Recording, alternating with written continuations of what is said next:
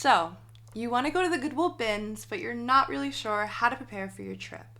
You've probably heard some of the absolute worst horror stories, and you've heard about some of the craziest finds of other resellers' lives.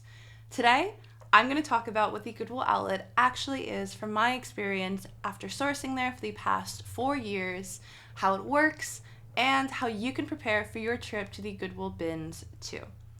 Hey everyone, my name is Bethany, and I, along with my husband Sean, run Trash Pandas Thrift. We are a 6-figure reselling business, and on this YouTube channel, we share with you all of the tips, the tricks, and of course, we share our experiences that we've had along the way so that you can grow and start your very own reselling business too. And today, I'm going to talk about probably my most favorite topic in all of reselling, and that is sourcing specifically at the Goodwill outlet. The Goodwill outlet and all of the Goodwill outlets that we've been to are probably my favorite places to source in the world. Even beyond sourcing, it is just my favorite place. And today I'm going to talk to you about number 1, what is it, how it works, and how to prepare. Let's start from the bottom up. What is the Goodwill outlet? So, some people, maybe you're watching this video, you've heard about what it is before, maybe you've seen some videos, you saw some finds, or you have no clue. Either way, let me explain to you in case you've never seen what a Goodwill outlet looks like. Now, you go into a thrift store and you're probably going to imagine that you're seeing entire racks of clothing, everything hung up, pretty organized, right? Like dresses are probably with dresses, pants are with pants, you get the gist. So, let's erase that from our mind and completely put on a different hat. The Goodwill outlet is a totally different thrifting experience than what you would experience at an actual Goodwill or thrift store. Instead of everything being on racks, everything is thrown into giant blue bins. And I'm sure Sean is going to put up a picture of what that looks like. Sometimes they're called boats, they can be called bins. Either way, they're giant, they're usually blue, I've seen them gray. Some outlets actually have boxes of clothing, and they are all mishmashed in that bin. No real organization as to category, as to size, as to type of item. Everything is in these bins, and everyone is free to dig to find their finds. So instead of going rack by rack to look, you are physically digging in these bins in order to source inventory, or as you'll see other people shopping for yourself too. Now, what this means is that Goodwill is not putting a bunch of clothing in a bin and then asking you to pay $6, $7 a piece. That is not the case. This is my favorite form of sourcing because number 1, we'll talk about this a little later, it is so much fun. And number 2, it is such a low cost of good. Now, instead of at the store where everything is priced per piece, you are actually paying per pound. So most Goodwill outlet stores are going to have a pricing chart that says how much 1 pound is. So you're paying per pound. At our Goodwill outlet store right now, that ranges depending on how much you buy. So a lot of Goodwill outlets will go down in price per pound the more you buy. This can be anywhere from, I have seen as low as 99 cents per 1 pound. That was in Austin, Texas, but it's no longer 99 cents a pound. It's now $1.29, which is still really good. A lot of Goodwill outlets are around that $2 a pound range, and I've seen them go up as high as upwards of $3.49 a pound, which honestly is still a really, really great deal when you think about in stores. You can find upwards of $7, $8, $9, $10, $15 just for one piece. Paying by the pound is by far the biggest advantage to being a Goodwill outlet shopper. Now, I absolutely love the lower per pound price, and if that is something that's interesting to you too and you've never really considered the Goodwill outlet, that alone is a really great option as to how it can improve your business. If you are going to thrift stores and you're finding yourself paying way too much in cost of good, just because you like going to thrift stores, and I've been there too, I've loved thrift store shopping too, I actually started shopping at the Goodwill outlet in order to lower my cost of good. I really didn't want to shop at the bins when I first started, but I felt like I needed to because my business was just not operating at the profit margin that I needed and wanted it to. And the bins is a great way to supplement your sourcing, even if you do not want to shop solely at the Goodwill outlet. Now, if you're asking me, okay, I've never been there, I want to see where it is near me, A perfect way to figure out how to find a Goodwill outlet near you is Google Goodwill outlet plus my city and plus my state. Sometimes it's called Goodwill Wholesale. It can be called Goodwill World, Goodwill Outlet. Either way, they're all pretty much the same thing, and they are all referred to as the nickname the Goodwill Bins, sometimes affectionately the Bins. Let's talk a little bit about the Goodwill outlet, what to bring, and how to prepare.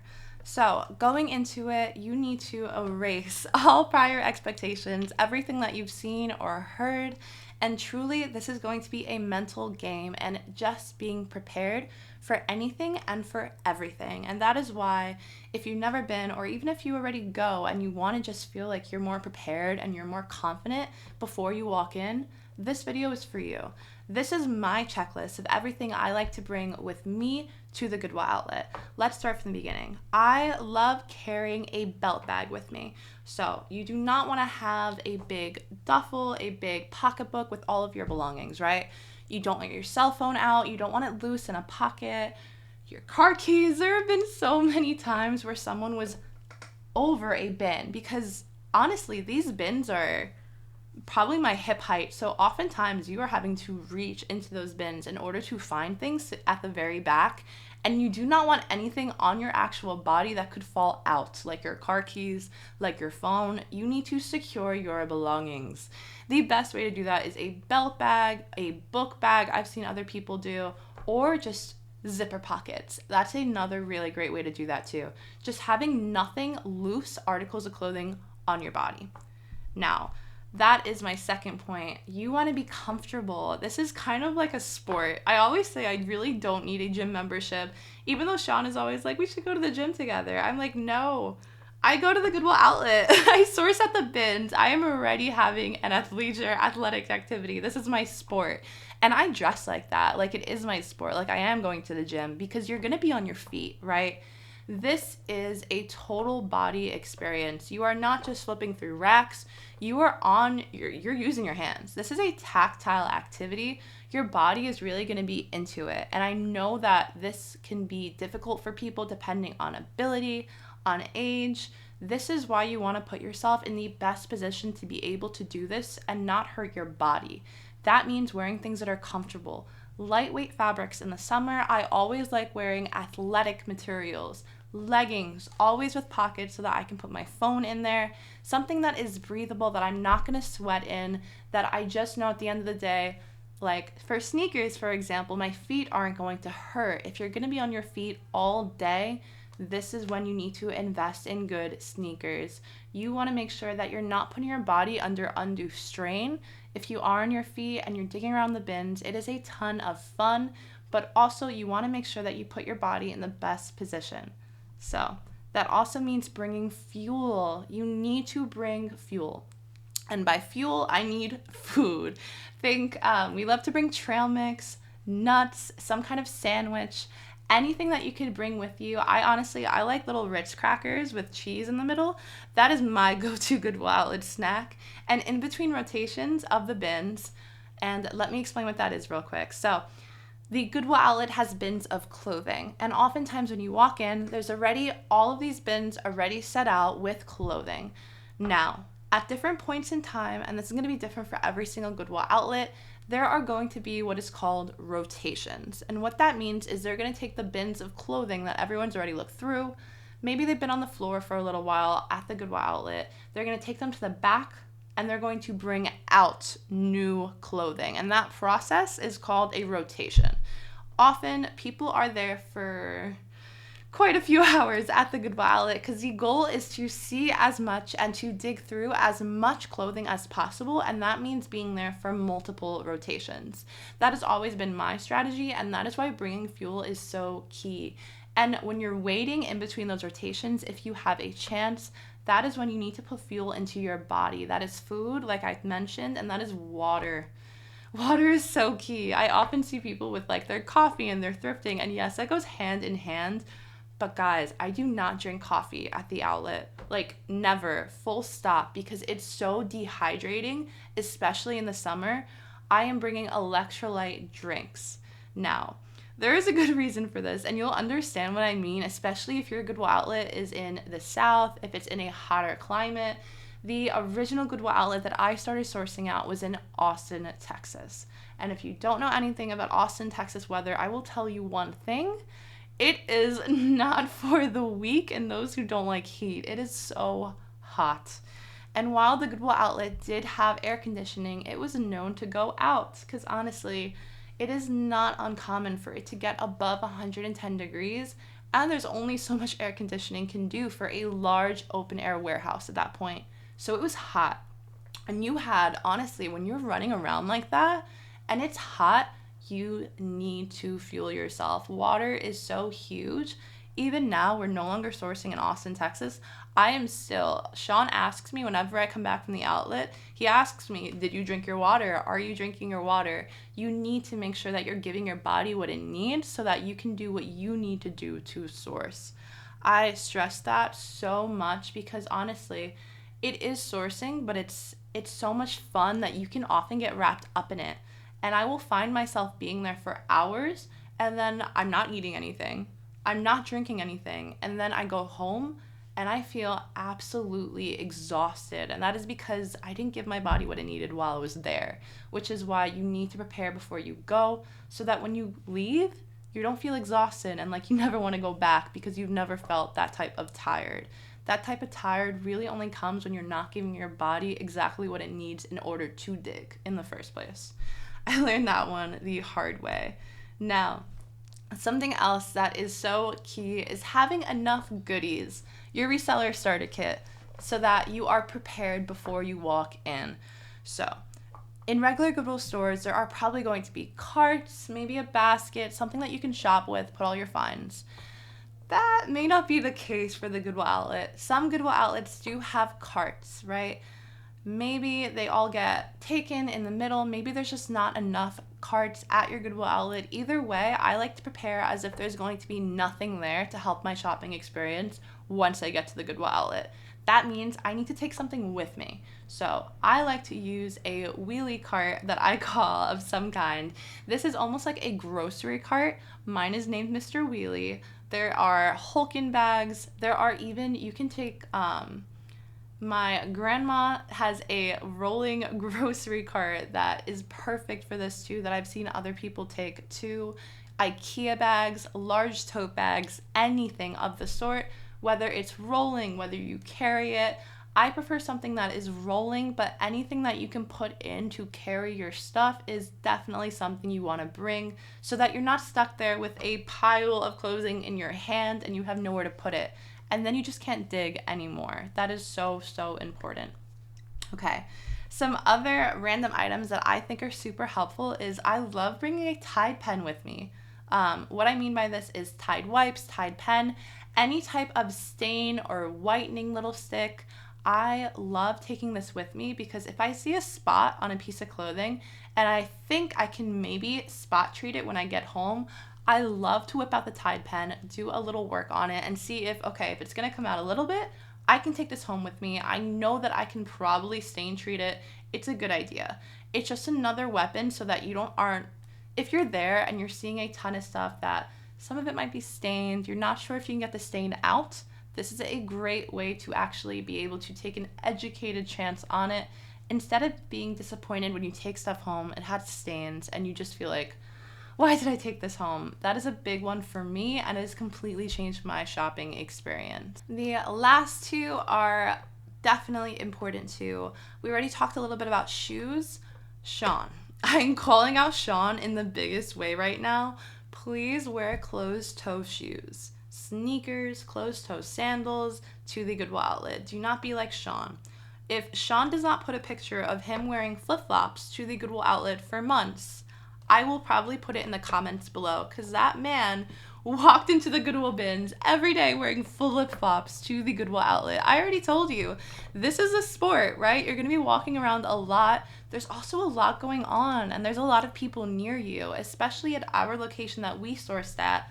All locations are different. We'll talk a little bit more about that, but we sourced at one of the most competitive, chaotic, so many people around you, so many feet that can step on your feet. Please don't be like Sean. Wear closed-toe shoes. I love wearing orthopedic shoes. Hoka's are another great shoe that I love to wear. Skechers, anything that makes your feet feel comfortable and safe. Don't be like Sean, don't wear flip-flops. The last one is something that Sean does really well that honestly I have never done, but I'm thinking about getting into it now, and that is headphones. So this is all mental. This is going to be what brings us into the next section of how to prepare before you go. It's about getting into that mental state where you are prepared in your own head. You are getting into a flow state so that you are ready to dig and ready for anything. Some people, I feel like headphones are a really great way to do this. It kind of gives you your own little world, and it takes away from all of the chaos that's around you, gives you peace, gives you quiet in your own body. I have never sourced at the Goodwill outlet with headphones. Maybe once I dug while I had headphones in. For the most part, I don't like having headphones in when I'm digging just because I'm not a headphones kind of person. Sean, before and after he started using headphones when he dug at the Goodwill outlet, night and day. He became such a better sourcer when he used headphones at the Goodwill outlet because it truly allowed him to hone in on what he was feeling, on the tactile experience he was having with his hands. Because you have so much going around you, your senses are overwhelmed. The Goodwill outlet can be loud, it can be quiet, but the Goodwill outlet we sourced at was loud. So often it felt like his senses were overstimulated. There was yelling, there was so many people everywhere. He was visually and audibly just completely overwhelmed. And taking away that auditory overwhelm and putting in headphones made him be able to visually and tactilely focus on what he was seeing and what he was touching in the clothing that he was digging in the bins. And it's probably the best tip out of everything I just said that you could bring. I think especially for people who are overwhelmed in their environment, if your environment at your Goodwill outlet tends to be more competitive, more crowded, I urge you to consider bringing headphones, digging with headphones in. It probably will completely change the game for you. So let's talk about how to prepare before you go. This is so key. The best thing you can do is mentally prepare yourself. It is completely a mental game. Every single Goodwill outlet is going to be different. I already talked a little bit about our experience sourcing in the Goodwill outlet in Austin, Texas. It is, and those who, in the comments below, you can say if you agree with me. I'm talking about a specific Goodwill outlet in Austin, so maybe you know what I'm talking about. And I love it. It was my favorite place in the whole world.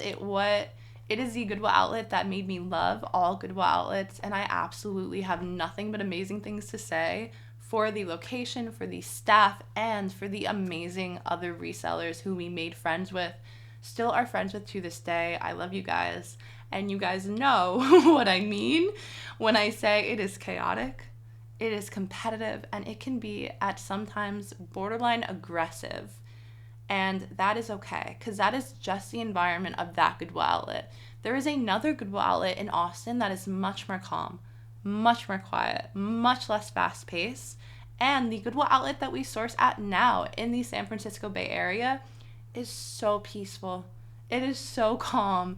It is so laid back. The environment, the atmosphere, it was almost like a shot. It was a slap in the face to me when we first got here in comparison to our experience in Austin.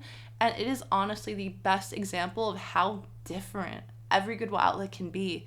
I might be talking about our experience in an outlet like Austin, and you might not even understand what I mean because your outlet is laid back. You don't even have that many people. You have more bins than people. There were so many bins at the Goodwill outlet in Austin, and I think at sometimes there was borderline too many people for the amount of bins that actually were there. And there were maybe 2 rows of 8 bins in one row for 6 on one side, 6 on the other side, 100, 200 bins in the entire place, and oftentimes more than 100 people in the place too. And your outlet might have just as many bins and half as many people. Your outlet may be way smaller. Your outlet may be way bigger. Either way, this is everything. This is going to be so tailored, so specific to you. It depends on the Goodwill outlet in your area. The way you prepare is all about how you prepare for your specific Goodwill outlet. And how do you prepare for your specific Goodwill outlet? You won't know until you go. You need to be prepared for any outcome. It can be loud, it can be chaotic, it can be competitive, or it could be quiet and it could be chill, and you might be the most aggressive looking person if you just dig as if it's a place that you saw on YouTube, and your outlet is so much less competitive and so much less aggressive than the ones that you've seen online. That is why I say it is truly not one size fits all. We have been to probably 14, 15 Goodwill outlets across the country, and they are so different from one another. Some are loud, some are big, some are small, and some are quiet, and they are all different. There is a different strategy going into it for each and every Goodwill outlet, and that's because it depends. Is yours aggressive? Does yours have a lot of bins? Does yours have a little amount of bins? It is all mental. It is all being prepared for when you get there, for it to be out of your element, because it is okay. You probably will feel a little bit out of your element. And honestly, my favorite thing to do is, I can be an anxious person, and I know that some other anxious beings out there probably don't look at me and say, how in the world do you like the Goodwill outlet and you don't like chaos? I can't even explain to you how peaceful digging at the Goodwill outlet in Austin, in any Goodwill outlet, became for me once I realized it was all about being inside of my body, creating an embodied experience that was just for me. And honestly, this was taught to me by my husband, by Sean. He often talks about something called a flow state. And the flow state is when you are truly moving in this flowed state, almost like water. I would find myself digging through bins, almost like floating on air, bin by bin, finding things, throwing it on my shoulder. Everyone around me, there was clothing in the air. People were hitting each other with, I don't want to say shoes, but I mean, shoes were definitely hitting body parts of each other with shoes. And it didn't matter, because if you're able to mentally get into your own body in that flow state, that is truly how I became, I don't want to say like, I think we can always improve in our skills, but that is how I became so advanced in sourcing at the Goodwill outlet that it became the crux of what we did, and it's the only reason we made as much money as we did last year, the year before, and this year too. It is about getting so good at something mentally that when you do everything else to prepare to become a better reseller, you are mentally prepared even before you walk in. And that is why this video is so important. This video is going to be a series of videos all about the Goodwill outlet. Today, of course, we spoke about how to prepare before you get there. We'll be talking about once you get there, strategies, tips, tricks from beginner to advanced. But truly, the before you go part is the hardest. It's getting out of this that is the hardest. It has been the hardest for me, but honestly, once I was able to do that, that was how I made the Goodwill outlet my home away from home. Why I speak so highly about it, and why I know you can do the same thing no matter where you're located. Because we've done this in Austin, we do this now, and no matter where you put us, we would do the same thing, and I know you can too. It just depends where you're located. As long as you can go in there prepared for anything that the Goodwill outlet might throw you, observe. We'll talk about what to do the first time you walk in, but that won't matter as long as you're mentally prepared for anything that is going to come at you. The more that you know, on top of that mental strategy, brands, trending styles, brands that you like to sell, brands that other people like to sell. What are the BOLO brands, brands to be on the lookout for? NOLO brands, brands not to be on the lookout for. The Goodwill outlet is the best place to test your knowledge of that. It is the best place to increase your knowledge. There is no better way to become a better sourcer than truly jumping in at the Goodwill outlet. And the more research you do before you go, the more research you do on brands that have a high sell-through rate, on trending styles, on trending brands, the more prepared you'll be before you even get there. That is one weapon. The second one is right up here. And once you have both, you are all set.